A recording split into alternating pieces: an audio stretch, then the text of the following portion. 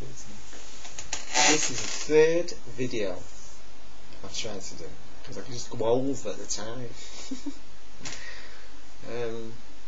Shame, because the last one was really good. Okay, talking about sadness. Really great video. I loved it. I love the way that you're sharing about this, you know, because to my knowledge, a lot of especially young males, it's been known, I mean, well, in this country anyway, there's a big high suicide rate, and one of the reasons for that, so they say, is young men have a trouble expressing their emotions, you know, about breakups, about all kinds of things, you know, it's worrying them in life because it's seen as not masculine, you know, and they are brought up to big boys don't cry, you know, you have all these cliches. It's just not cool to be seen to be upset, emotional, and I think that is a pile of crap, obviously. It's really important. A lot of the terms, put down terms used, like pussy, faggot, I mean even girls use it, some girls use it, are put down terms about femininity, about feelingness, as though only women can feel, you know? So it's like creating this image that men do not feel like that, you know. And if you do, you're a faggot or a woman. So it betrays that feeling, it betrays that underlying assumption about things, you know.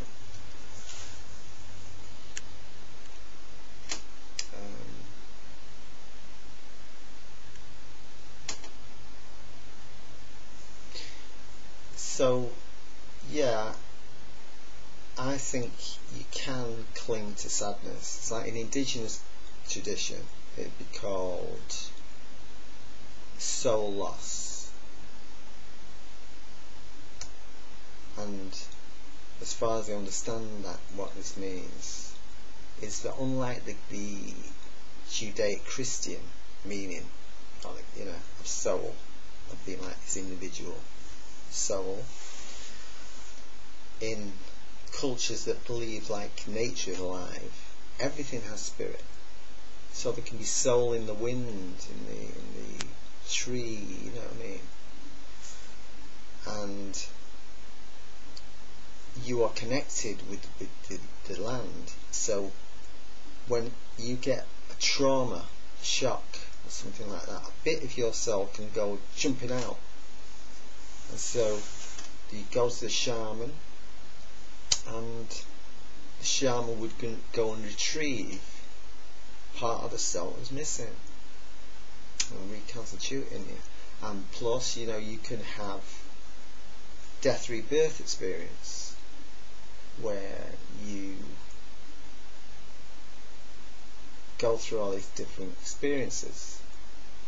You might be torn apart, you might sense being torn apart, or actually being reborn again, you know. But in these experiences, you might go through terrible sadness that you've experienced in your life, and hellish scenes. Because I think life, this great mystery we're all in, is like this interweavingness of different emotions, feelings, events. So there's no way you could have just happiness or just sadness. You know what I mean? It's like, don't you notice it like through the day that you one minute you feeling maybe bored, then later you might be feeling really chilled out, you might feel ecstatic, you might feel laughing, you know what I mean?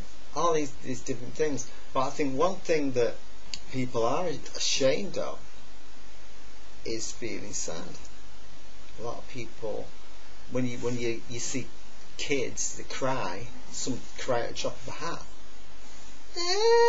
mommy, you know, whatever. And he gets to a certain age, and especially for boys, and then the tears just dry up, and you know, they don't cry. It's very rare. Yeah, big boys don't cry.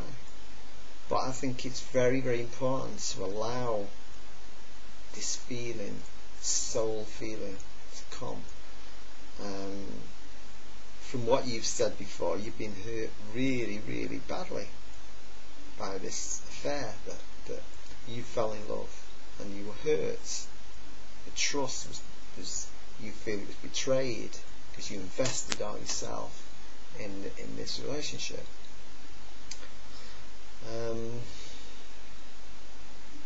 You said you went round like the old haunts and you felt very glum and sad, you know,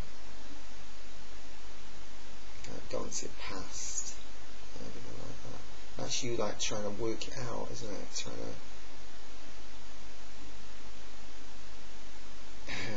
you know, like explore what's what from your past.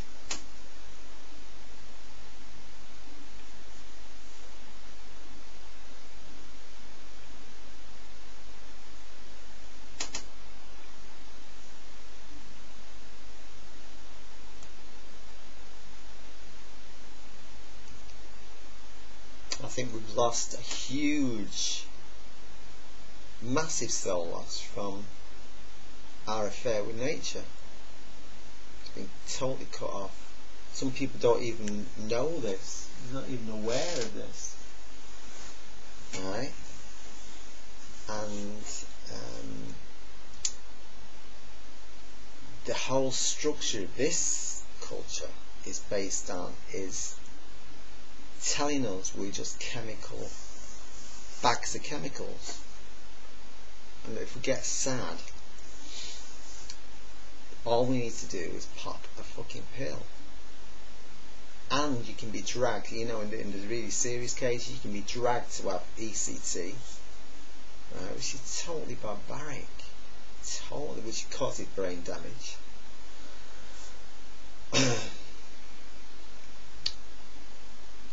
So this sadness, what I'm saying is, this sadness is more than a broken affair, even though that is really very, very serious. But this sadness, it can cause all kinds of self-destructive shit going on, and violence, everything.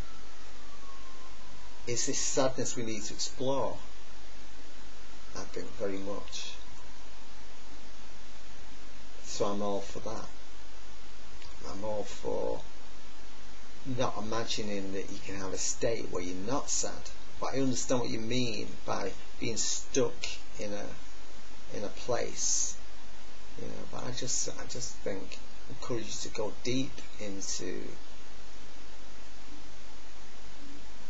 being sad, you know. Just cry, roll about.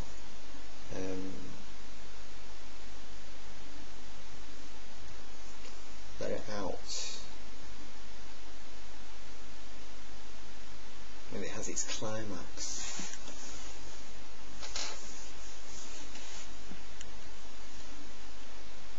Doesn't mean you won't be sad again, but I think if all the time you're suppressing it, which is what these so-called meds do as well, it's suppressing all this shit, you know. It's just you being natural, you know, it's you being naturally how you're feeling. Right? And so when you allow it out, you allow it to breathe, and it can, you know, have its way. And then, you know, you might go into another mood and everything. But if you're covering it up all the time, it's there, bubbling away, it's wanting to come out. But yeah, it's a really good video. You really, the very fact that you're talking about it, you know, you're very open. One of the most open videos you've done.